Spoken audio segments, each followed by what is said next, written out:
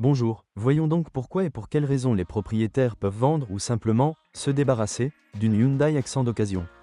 Le moteur initial de 1,3 litres et un moteur diesel d'1,5 litre sont des unités relativement exotiques. Nous suggérons donc de nous concentrer sur la version la plus populaire, un moteur diesel d'1,5 litre mais essence. Et il n'y a rien eu d'autre ces dernières années. Taganrog Accent ne s'est pas livré à une variété de moteurs, seulement 1,5 litres et 102 chevaux. La puissance est moqueuse, à partir de 2 litres supplémentaires. Avec, cela ne sert à rien et dans la plupart des régions, vous devrez payer des impôts.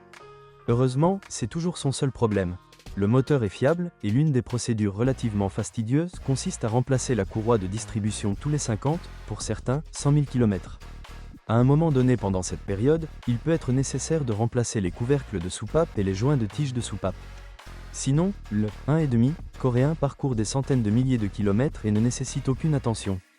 La mitrailleuse, A4 AF3, peut nécessiter une attention particulière. Il existe des exemples qui sont encore en vie après 250 000 km, mais le plus souvent, à ce moment-là, la transmission à 4 vitesses nécessitera une cloison, avec des vidanges d'huile régulières, tous les 40 à 60 000 km. Après cela, vous pouvez espérer parcourir encore 200 à 250 000 km sans problème. La durée de vie de l'embrayage sur les voitures à transmission manuelle est à peu près la même. Les pièces de suspension durent beaucoup moins.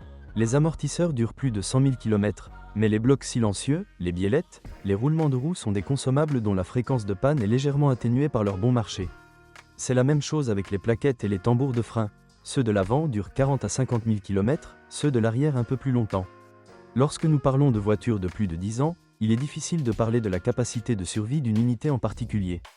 Tout est extrêmement approximatif, conditionnel et relatif, et dépend fortement du caractère de l'ancien propriétaire. S'il s'agissait d'un grand-père propriétaire de Dacia aux mains d'or, nous aurons une photo, si le dépôt de taxi est à Adler, nous en aurons une autre. Par conséquent, une seule chose peut être dite avec certitude. La meilleure façon de choisir une Hyundai Accent de la génération LC n'est pas de regarder les options grises importées de Corée et des États-Unis, mais les appareils les plus récents, 2010 à 2012, assemblés au niveau national avec un nombre minimum de propriétaires ayant des antécédents médicaux.